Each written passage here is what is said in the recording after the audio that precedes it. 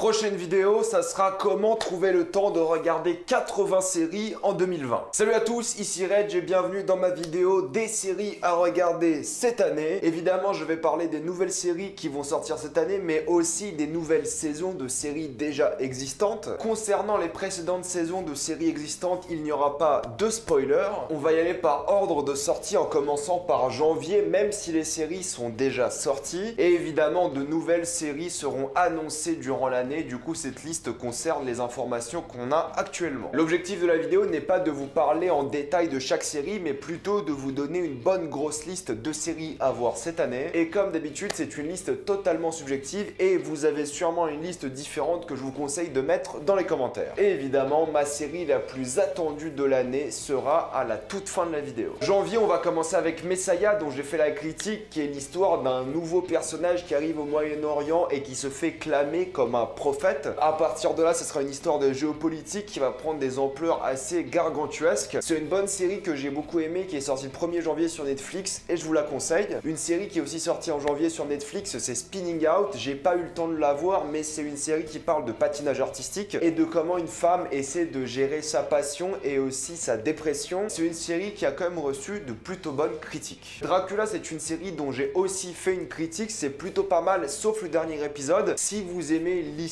de Bram Stoker, je pense que vous allez être un peu perdu, mais en tout cas Dracula c'est une bonne série les 2/3 du temps et honnêtement on s'attendait à mieux, mais je pense que beaucoup de personnes vont quand même l'apprécier. The Outsider est une série sur OCS où un corps d'enfant a été retrouvé et le principal suspect est complètement inattendu. Vu que c'est daté de Stephen King, il y aura quelques éléments fantastiques par-dessus tout ça. La série est en cours de diffusion et elle reçoit aussi des critiques plutôt positives. La série dont j'ai aussi fait la critique que j'ai adoré en ce début d'année, c'est Sex Education. Encore une fois, ça parle de sexe, ça parle vraiment de ces adolescents qui découvrent leur sexualité, tout en étant une série émouvante, super addictive et qui se regarde d'une traite. Avenue 5, une série qui sort aussi sur OCS avec Hugh Laurie. C'est une série où le voyage spatial est commercial et lors d'un voyage au sein de notre système solaire, quelques problèmes auront lieu et c'est une série qui a l'air d'être entre le drame et la comédie. J'ai vraiment hâte de voir ce que ça va donner parce que ça fait vraiment plaisir de revoir Hugh Laurie dans un rôle principal. Project Blue Book, celle-ci est diffusée sur History, pas encore de date ou de chaîne en France. C'est l'histoire de Littlefinger qui sera en tête d'affiche pour une enquête concernant des ovnis aux États-Unis. Ça a l'air d'être un thriller qui mélange conspiration gouvernementale mais aussi fantastique. Hâte d'en entendre un peu plus et voir ce que ça donne. Toujours en janvier, c'est Star Trek Picard avec le retour de Jean-Luc Picard qui était à l'époque une série extrêmement culte. Je ne m'y connais pas assez en Star Trek, mais revoir Patrick Stewart dans ce rôle-là, ça va faire plaisir à énormément de fans. Et Prime Video ont mis pas mal d'argent dedans. Je suis très curieux de voir ce que ça va donner. Sabrina partie 3, c'est une série sur Netflix qui sortira le 24 janvier. J'ai hâte de voir comment ça va continuer l'histoire des deux précédentes saisons. Pour moi, c'est le mélange parfait entre teen series et en même temps fantastique. C'est bien mis en scène, il y a de bons acteurs, de beaux décors. Vraiment, c'est une série qui est bien foutue et l'une des plus grosses séries Netflix. Hâte de voir la suite. La fin de l'une des séries les plus populaires de ces dernières années, c'est The Good Place le 30 janvier avec un épisode spécial d'1h30. Vraiment hâte de voir comment ça va aussi se conclure. Je n'ai pas encore vu la dernière saison parce que j'attendais cet épisode spécial pour tout m'enchaîner d'un coup. Ça va être difficile de dire au revoir évidemment, comme pour la prochaine série qui se finit le 31 janvier, c'est BoJack Horseman. Vraiment l'une de mes séries les plus attendues de l'année et l'une de mes séries préférées de tous les temps. J'ai hâte de voir comment ça va se finir en espérant que l'histoire ne se finisse pas d'une manière trop triste pour BoJack. Le même jour, on a sur Netflix Ragnarok. Alors c'est une série qui va parler de mythologie nordique, mais moi ce qui m'énerve dans cette idée-là, c'est que c'est encore une fois avec des adolescents et non pas avec des adultes pour parler de mythologie nordique. C'est à l'époque contemporaine qui pour le coup me dérange pas énormément, même si j'aimerais voir un jour une série mythologique avec des décors mythologiques. Mais bon, je donne le bénéfice du doute pour la série et je suis quand même un tout petit peu curieux de voir ce que ça va donner. On enchaîne avec février et même si je suis à la ramasse pour cette série, c'est la saison 7 de Brooklyn Nine-Nine qui sortira pas sur Netflix tout de suite, mais qui sortira aux États-Unis. Je dois complètement rattraper la série, mais c'est l'une des sitcoms les plus populaires du moment. Lock and Key sur Netflix, c'est l'histoire d'enfants qui vont trouver des clés dans leur nouvelle maison. Ces clés-là vont ouvrir certaines portes qui vont réveiller un démon. On s'attend peut-être à une série d'horreur qui pourrait être plutôt sympa. On verra ça sur Netflix en février. L'une de mes séries les plus attendues cette année aussi, parce que je l'adore, c'est Narcos Mexico saison 2. Pour les acteurs, pour la mise en scène, pour l'ambiance, pour vraiment l'une des séries les plus addictives de Netflix et l'une des séries les moins populaires étonnamment parce que j'entends pas beaucoup de personnes en parler, mais putain que c'est bon. Si vous n'avez pas vu Narcos, bah foncez dessus parce que c'est excellent. High Fidelity, ça sortira sur Hulu, du coup je pense que ça sortira sur OCS en France. On va raconter l'histoire des ruptures d'une jeune adulte adulte et ça a l'air d'être vraiment très énergétique. Ça a l'air de donner la pêche mais aussi d'être un peu plus déprimant à certains moments. Ça peut être la grosse série surprise de ce début d'année. Hunters sur Prime Video, c'est avec Al Pacino et c'est grosso modo une équipe de chasseurs de nazis. Et qu'est-ce que vous voulez de plus? Il y a vraiment tous les archétypes de l'équipe choc. Ça a l'air fun, ça a l'air barré, hâte de voir cette série. Une série par rapport à laquelle je suis complètement à la ramasse aussi, mais c'est Better Call Saul qui sortira en février. Apparemment la série a énormément augmenté en qualité depuis la saison 2, là où je me suis arrêté. Donc c'est peut-être l'année où je reprends Better Call Saul. En mars, on arrive avec Ozark sur Netflix. J'ai toujours pas vu la saison 2, mais c'est vraiment la suite spirituelle de Breaking Bad, j'ai envie de dire. Beaucoup l'appellent comme ça parce que c'est extrêmement bien fait, tout le monde est excellent dedans, la première saison était incroyable et surtout que ça parle de cartel de drogue, c'est une série qui mérite d'être vue. The Plot Against America, c'est une histoire alternée dans les années 50-60 il me semble, où la montée du fascisme aura lieu aux États-Unis. Ça sera sur HBO et vu que je suis fan d'histoire alternée, je vais sûrement l'essayer. La série d'Alex Garland, l'un des metteurs en scène les plus prometteurs de ces dernières années, Devs, sortira en mars sur FX, sûrement sur Canal+, série en France. C'est l'histoire d'une compagnie de technologie qui sera suspectée d'être coupable pour le suicide d'une personne. On va pas se mentir, la grosse série qui revient en mois de mars, c'est Westworld saison 3. J'ai hâte de voir comment ils vont gérer cette troisième saison vu la fin de la deuxième saison. Pour moi, l'une des grosses additions au casting, c'est évidemment Aaron Paul qui est excellent et la bande-annonce m'avait juste trop donné envie. Bref, c'est l'une des grandes séries d'HBO de ces dernières années et j'ai extrêmement hâte de voir la suite. Ça sera évidemment sur OCS. Sinon, sur Netflix, c'est le retour de Elite saison 3. Je suis pas très impatient de la voir, je m'attendais à avoir plus de temps entre la saison 2 et saison 3. J'ai juste pas envie que ça devienne Riverdale, désolé aux fans de Riverdale, mais quand même curieux de voir un peu la direction que va prendre la série. Avril, la grosse série espagnole qui est de retour, c'est La Casa de Papel, évidemment. Bon, je m'attendais encore une fois à avoir plus de temps entre la saison 2 et 3. Techniquement, c'est la partie 3 et 4, mais bon, c'est la machine à suspense, c'est la machine à tension, c'est la machine à addiction. C'est le genre de série que tu bouffes en une journée et je vais sûrement faire la même pour la quatrième partie. La série sous-côté de l'année dernière qui revient cette année sur Canal+ série et sur FX, c'est Vampire en toute intimité, toujours en avril. La série la plus drôle de l'année dernière pour moi, j'ai hâte de voir ce qu'ils vont nous proposer pour cette nouvelle saison. Mrs. America est une série avec Kate Blanchett où elle va essayer de rétablir l'égalité entre les hommes et les femmes aux États-Unis dans les années 70. Ça sera diffusé sur Hulu et sur FX et juste pour Kate Blanchett, ça mérite au moins d'y prêter un peu attention. Le spin-off d'une série que j'ai pas fini mais qui était apparemment pas mal, c'est Penny Dreadful City of Angels. On change d'ambiance, on change vraiment d'époque et pour avoir encore une fois des éléments fantastiques gothiques. Curieux de voir si les fans de Penny Dreadful vont autant apprécier ce spin-off. En mai, c'est la série Transperce-Neige qui va sortir. J'ai aucunement confiance en cette série. Je vois pas comment le concept peut marcher en série. En film, il a très bien marché. En série, je vois pas comment et pourquoi, mais encore une fois, bénéfice du doute. Ça sortira sur Netflix chez nous. Solar Opposite, c'est une série par l'un des co-créateurs de Rick et Morty. C'est des aliens qui arrivent sur Terre, c'est de l'animation. Et connaissant le co-créateur, je pense vraiment que ça peut être drôle et que ça peut fonctionner. Ça sortira sur Hulu. La nouvelle série sur Netflix de Ryan Murphy s'appelle Hollywood. C'est un hommage à Hollywood dans les années 40, vraiment l'âge d'or d'Hollywood comme ils l'appellent, même si j'ai l'impression qu'ils disent âge d'or d'Hollywood pour vraiment toutes les époques d'Hollywood. Si c'est pour prendre une bonne dose de nostalgie d'une époque qu'on n'a pas vécue, je dis pas non. En septembre, c'est le retour de American Crime Story, mais cette fois-ci Impeachment, qui va raconter l'histoire de l'impeachment de Bill Clinton. J'ai pas vu les autres American Crime Story, mais j'ai vraiment envie de m'y intéresser parce que j'aime beaucoup les séries qui essaient de faire de la reconstitution historique en rajoutant pas mal de drama à l'intérieur. Ça sortira sûrement sur Netflix chez nous. Aussi sur Netflix, ça sera Ratchet. Si vous avez vu Vol au-dessus d'un nid de coucou, vous savez de qui je parle. Ça sera l'histoire de cette infirmière qui devient complètement folle et on va vraiment voir ses origines. Curieux de voir comment le projet a fonctionné et comment ça va se rattacher au film de l'époque. À partir de là, on n'a même plus de date pour les séries. Pour certaines, on n'est même pas sûr que ça sortira en 2020, mais on commence avec The Haunting of Bly Manor, qui pour le coup est confirmé pour 2020 et j'ai tellement hâte de voir cette série parce que j'avais adoré The Haunting of Hill House, l'une de mes séries préférées de tous les temps, et c'est encore Mike Flanagan qui est de retour. Bref, j'ai hâte de voir cette série, je vais la dégommer en une journée, c'est sûr. En plus, il y a moyen que ça me fasse super flipper, j'ai hâte. Ça sera évidemment sur Netflix. C'est marrant parce que celle-ci, je l'avais mis dans ma liste d'attente 2019, mais elle n'est jamais sortie, c'est Lovecraft Country. C'est l'histoire de jeunes qui vont être à la recherche de l'un des pères de ces jeunes et qui vont tomber sur des éléments surnaturels. C'est sur HBO, donc OCS chez nous, et ce sera une série horrifique. Space Force, c'est grosso modo The Office, mais dans l'espace, et ça sortira sur Netflix. The Falcon et The Winter Soldier, pas besoin de vous faire une liste, je suis quand même curieux de voir ce que ça va donner. Pareil pour Wanda et Vision qui sortent tous les deux la même année. Restons sur Disney+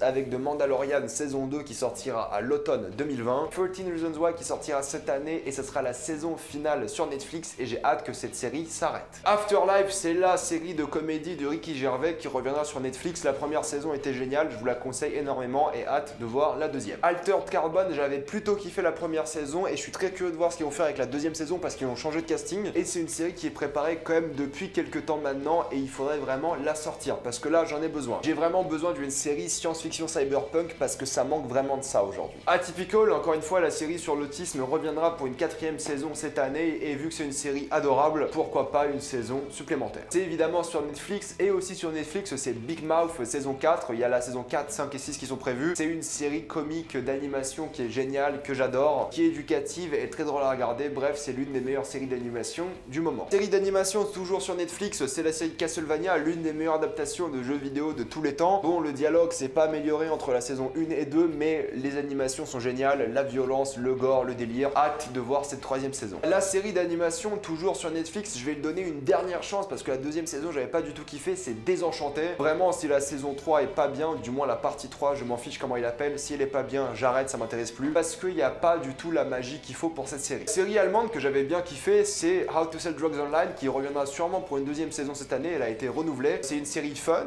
touchante, qui parle vraiment d'un adolescent qui veut apprendre à devenir un baron de la drogue. Ce n'est pas du tout réaliste, mais c'est marrant à regarder. C'est encore une fois sur Netflix. L'une des séries que j'attends le plus, qui sera diffusée sur Canal+ série, c'est Killing Eve. Juste pour avoir la suite de ce putain de cliffhanger saison 2, il me faut cette 3e saison le plus vite possible. La série coréenne, je sais pas si celle-ci est confirmée pour 2020, mais c'est Kingdom, la série de zombies qui aura une 2e saison qui sera, je crois, la dernière. Je ne confirme rien là-dessus, mais j'avais adoré la première. C'était un énorme délire fun, extrêmement bien mis en scène et le cliffhanger de la une me donne trop envie de voir la suite. Le drame coréen est disponible sur Netflix comme pour la prochaine série Love, Death and Robots, série d'anthologie avec des mini-épisodes à chaque fois d'animation, c'était génial. J'espère qu'ils vont pousser les limites de l'animation encore une fois dans la saison 2. Il n'y a pas de date confirmée, c'est même pas sûr que ce soit en 2020, mais s'il y a une série qui doit sortir cette année, c'est bien évidemment celle-ci. On reste sur Netflix avec Lucifer, la saison finale sera composée de 16 épisodes. J'ai trouvé que la dernière saison Netflix était vraiment la meilleure de la série et ici il continue comme ça, je pense que la saison finale peut être vraiment marquante. Continuons sur Netflix avec Mortel saison 2, je trouve que Mortel saison 1 était la meilleure série française Netflix et le cliffhanger de la 1 te fait quand même poser quelques questions et te donne un tout petit peu envie de voir la suite. Mais juste pour les révélations que sont les acteurs, je pense que la série mérite vraiment une suite. Rick et Morty saison 4 partie 2, ça sortira évidemment en 2020 sur Adult Swim. Le début de la 4e saison, j'ai regardé les 5 premiers épisodes, du coup c'était hilarant, j'ai adoré et ça va, j'espère, continuer comme ça. La grosse série Netflix qui a pas de date pour cette année mais qui sortira sûrement cette année, c'est Stranger Things, la plus grosse série de la plateforme Netflix aux États-Unis. Ils vont sûrement en sortir une nouvelle saison cette année et vu la qualité de la dernière saison qui était géniale, j'ai vraiment hâte de voir la suite. Toujours sur Netflix avec You saison 3, je pense que ça sortira pareil fin décembre 2020. Cliffhanger de la saison 2 qui était superbe, on verra comment ils vont continuer l'histoire. Et une petite pause Netflix avec Prime Video, c'est évidemment The Boys saison 2 qui je pense sortira courant été 2020 comme la précédente saison. La grosse claque de l'année dernière et la meilleure série Prime Video je pense, vraiment très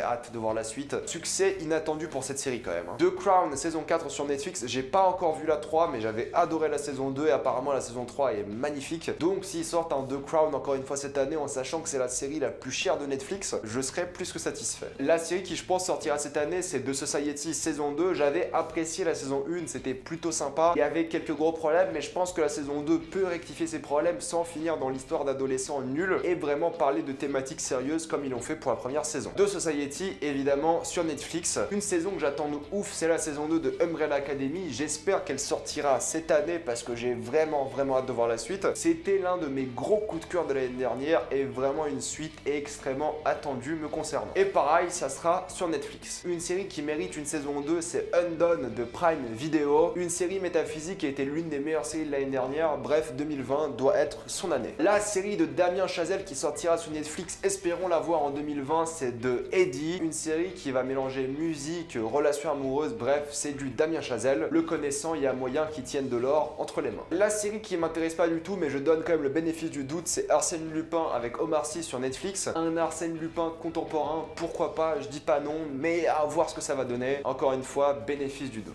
Celle-ci ne sortira pas du tout cette année, je pense, c'est la série Apple TV, la fondation adaptée de Isaac Asimov. C'est l'histoire d'exilés qui vont devoir affronter un empire galactique. Je pense que Apple TV vont mettre masse d'argent là-dedans et je pense que ça sera vraiment leur grosse première série qui sera sera incroyable. Mais personnellement, je m'attendrais plus à une date de sortie courant 2021. Pareil, je m'attends plus à voir cette série en 2021, mais on sait jamais, c'est Cowboy Bebop de Netflix, l'adaptation live action de l'animé qui risque de beaucoup partager, mais on sait jamais, peut-être ça peut être excellent ou juste complètement à chier. Peut-être la série qui va accompagner la sortie de Dune en novembre 2020, c'est la série Dune Sisterhood de HBO. Apparemment, Denis Villeneuve a dit que ce sera une série qui sera complémentaire à son film, donc on verra ce que ça donne. Pareil, je m'attends pas à la voir 2020, plutôt début 2021 parce qu'il y a eu quelques problèmes, mais voir vraiment cet univers de Dune exploser actuellement au cinéma et dans les séries télé, c'est quand même très cool. Sur Netflix, encore une fois, je m'attends à 2021, c'est The Sandman adapté de Neil Gaiman. C'est une série qui doit être extrêmement gore, qui doit être